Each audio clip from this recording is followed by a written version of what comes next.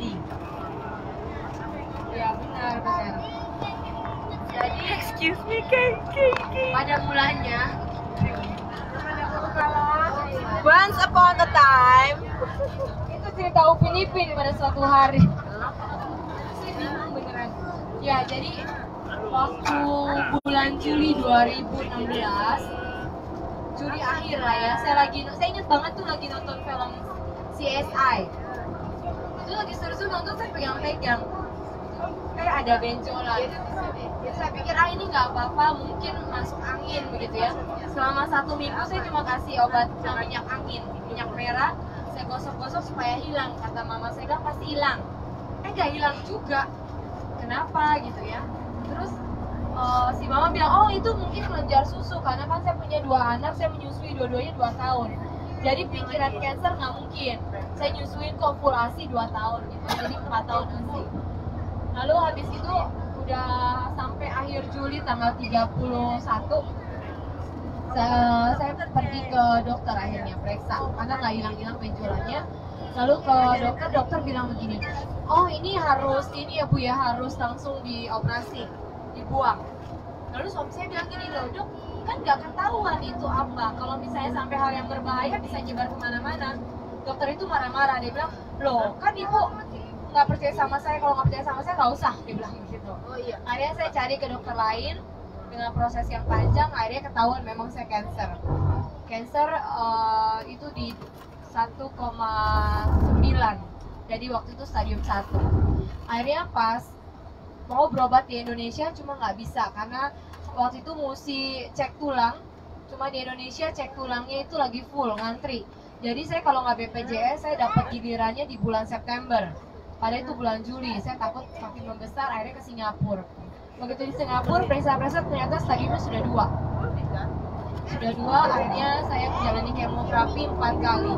Nah pada saat kemoterapi yang pertama itunya rasanya luar binasa deh, pokoknya nggak enak banget, tidur nggak bisa, mual, guling-gulingan di kasur gitu ya. Pokoknya selama 10 hari saya selalu berasanya tuh kayak mau mati, udah nggak enak banget, udah campur aduk deh semuanya begitu. Makan nggak ada rasa, badan rasanya panas begitu ya. Lalu saya bilang, wah kayaknya udah mau mati nih gitu ya. Udah mikirnya jelek aja, karena di pikiran saya kalau cancer itu umurnya pasti nggak lama. Lalu pas mau menjelang kemo kedua, saya panggil suami saya bilang gini, kayaknya saya nggak bakal hidup panjang begitu ya. Lalu saya ingat anak-anak, saya bilang gini aja deh Pak, kamu cari istri lagi, saya bilang gitu. Terus itu kenangan yang paling indah, saya bilang. Itu suami saya cuma diam, saya bilang, kalau kamu nggak bisa cari, saya cariin, saya bilang. Saya punya teman gereja begitu ya.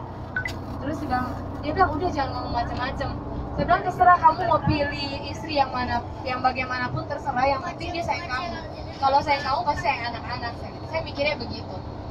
Sambil ngomong itu sebenarnya sakit hati banget gitu ya. Wah posisi saya bakal ada yang gantiin gitu.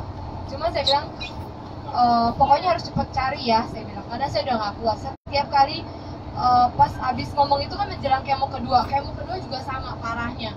Jadi bang kayak saya nggak sanggup, kayak mau mati aja. Sampai saya doa Tuhan, udah saya nggak sanggup, saya mati aja deh mendingan. Saya nyerah, saya bilang. Sampai suami saya bilang gini, kamu nggak percaya sama Tuhan ya gitu. Nah pas di saat kondisi drop gitu, tiba-tiba upline saya suruh bilang begini, Shoni kita punya bioblast, coba ya. Saya nggak mau, saya nggak percaya begituan, saya bilang. Itu cuma kaca, karena kalau saya tempel takutnya malah bikin bahaya diri saya. Saya bilang saya nggak mau. Ya udah, sulit nggak maksa. Habis itu tuh masih begitu terus, akhirnya dia posting gitu ya. Saya bilang ya udah dia boleh coba. Saya tanya suami saya boleh coba nggak? Ya udahlah kalau memang ya bisa. Ya udah saya coba. Pertama kali saya coba itu nggak percaya, itu cuma kaca gitu ya. Saya tanya gimana caranya tempel, ya udah saya tempel aja di payudara saya. Itu pas mau menjelang kemo ketiga, tempel aja, ya udah tempel gitu ya. Pas setiap hari saya cuma tempel sama saya minum air biogas. Disuruh suling saya nggak mau, males. Karena setiap kali minum mesti nyuling gitu ya. Saya rendem aja ke guci. Yang penting saya pikir ya udahlah coba aja. Pas kemo ketiga ke dokter dong. Setiap kali ke dokter periksa. Kemarin pas kemo kedua terakhir di 1,7 apa 1,6 saya lupa deh. Terus pas kemo ketiga dokter langsung bilang gini, kok nggak ada ya? Dia bilang gitu. Hah? Saya bilang, ya nggak ada bijinya, nggak ketemu.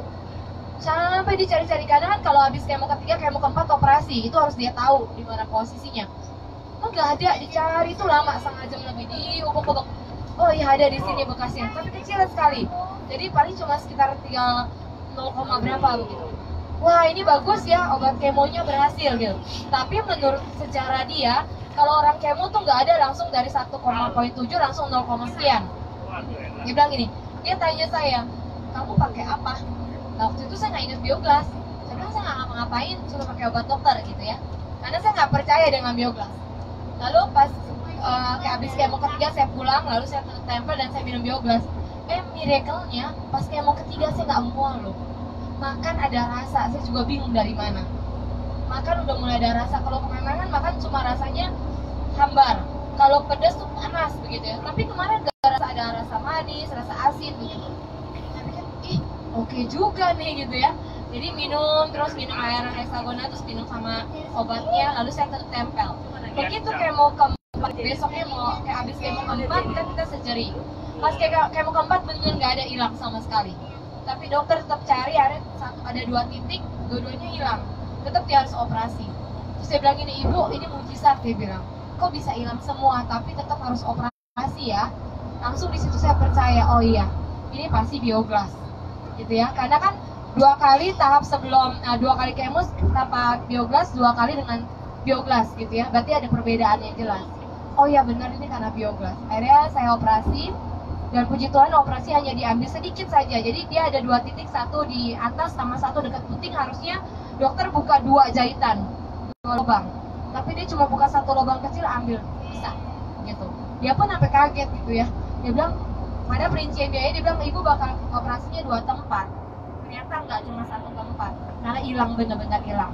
Setelah itu saya kemo lagi ya ke-4 kali. Dan bersyukur kemo ke-4 kali semua berjalan dengan baik. Nggak ada rasa apapun, tetap tempel, tetap minum air Bioglas. Saya nggak pakai pendan waktu itu. Nah, habis itu saya radiasi. Nah, begitu radiasi, kalau radiasi kan 25 kali, itu orang-orang pada angus ya, pada hitam, semua di leher gitu ya, sampai ke darah, terus lecet-lecet. Kalau saya enggak sih, bersyukurnya setiap kali habis radiasi saya tempel sama saya minum, dan baru saya pakai pendan saat itu, gitu ya, karena baru saya pikir bolehlah coba pakai pendan. Itu yang membuat saya tenaga saya kuat. Jadi selama radiasi, habis radiasi pagi, siangnya saya langsung ngajar, saya bisa. Sedangkan teman-teman yang lain yang radiasi di Jakarta, saya radiasi di Jakarta, jadi habis radiasi mereka langsung kolaps tuh, muntah-muntah, vertigo gitu ya. Tapi saya untungnya enggak, biasa aja kayak begini. Jadi habis radiasi udah ngajar, habis radiasi ngajar gitu setiap 20 sampai 25 kali. Setelah selesai, puji Tuhan semua berhasil dengan baik, nggak ada luka, nggak ada bekas apapun. Dan bersyukur setelah selesai pengobatan, lalu saya datang ke dokter, katanya glukola bagus gitu ya.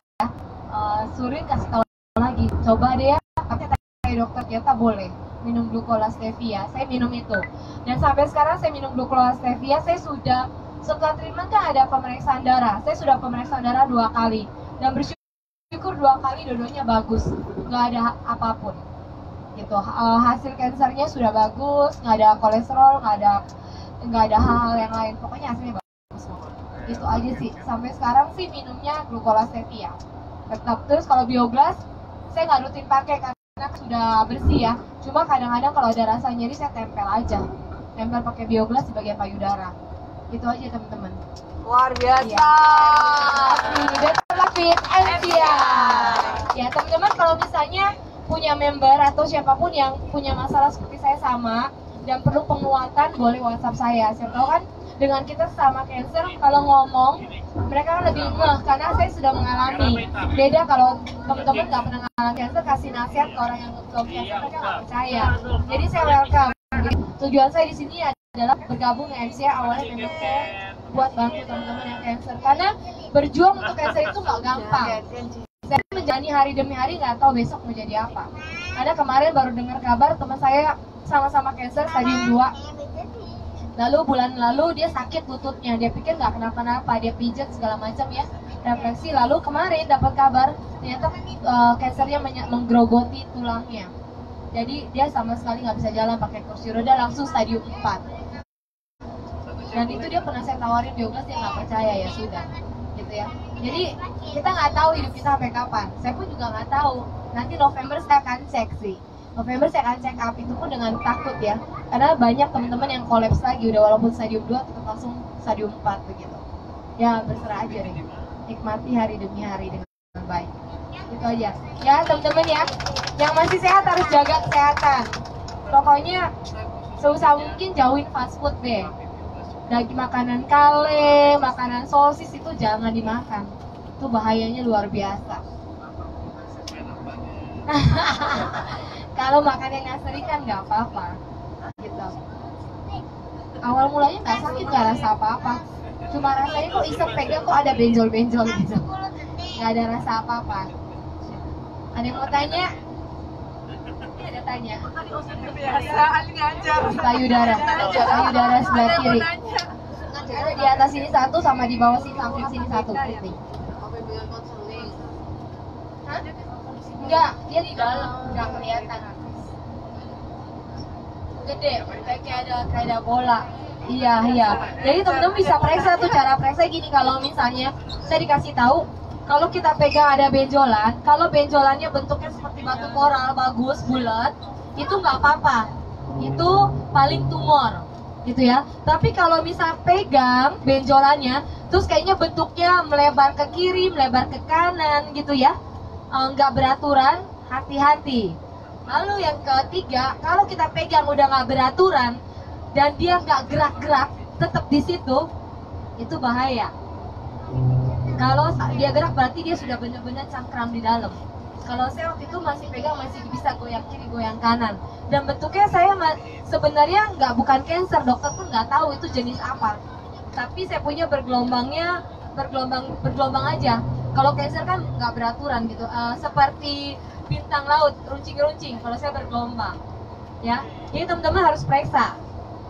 Yang pasti perempuan harus pap smear ya, rutin ya. Nggak boleh nggak pap smear, setahun sekali. Sama mamogram, mamo payudara itu deteksi dini. Karena teman saya udah mamo rutin, pap smear rutin, tetap aja kena. Jadi kita harus tetap periksa, ya. Oke. Ada lagi ya? Ada yang mau tanya lagi? Iya. Bye. Thank you. Thank you.